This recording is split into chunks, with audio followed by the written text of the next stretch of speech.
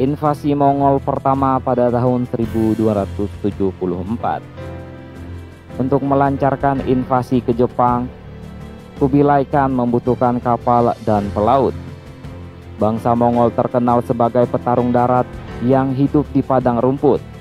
Bisa dibilang mirip seperti Dothraki di film Game of Thrones. Mereka bukan pembuat kapal. Mereka juga tidak memiliki pengetahuan dan pengalaman pelayaran.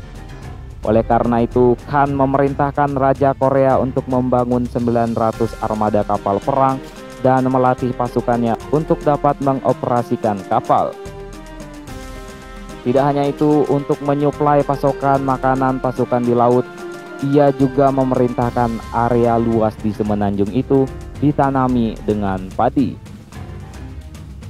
Pada bulan November 1274, sebuah armada berjumlah 40.000 orang yang terdiri dari 20.000 orang Mongol dan Cina, 8.000 tentara Korea, dan sekitar 7.000 pelaut Korea dan Cina berangkat dari pelabuhan di Korea.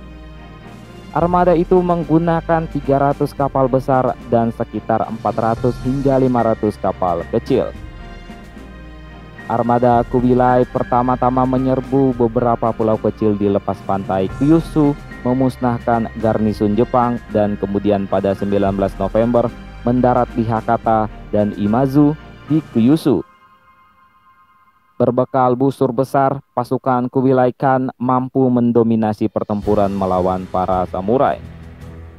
Bahkan menurut beberapa catatan kontemporer, bangsa Mongol membawa serta senjata beracun dan bom-bom kertas dan besi yang dilemparkan melalui pelontar. Ini adalah kali pertama Jepang menghadapi senjata tersebut, sehingga tidak mengherankan apabila pasukan Jepang terdesak. Di tengah situasi genting, pasukan Kyushu mati-matian mempertahankan wilayahnya, sambil berharap bala bantuan dari provinsi tengah dan timur segera tiba. Saat pasukan Mongol sedang berada di atas angin, para navigator cuaca Korea tiba-tiba meminta para jenderal Mongol untuk menaikkan pasukan kembali ke atas kapal.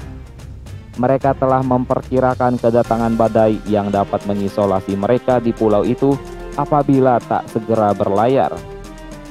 Mendengar peringatan itu, akhirnya para jenderal Mongol memerintahkan pasukannya agar naik ke kapal dan berlayar kembali.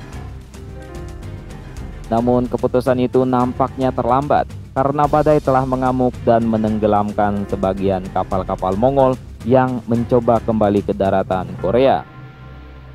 Di lain pihak, badai menyelamatkan pasukan Jepang dari kehancuran di Kyushu.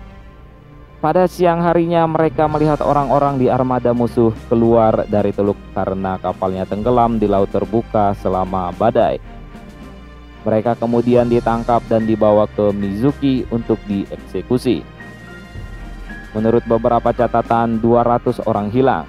Sementara menurut catatan Korea, sekitar 13.000 orang dari pasukan penjajah kehilangan nyawa mereka selama ekspedisi ini. Kemungkinan sebagian besar dari mereka tenggelam.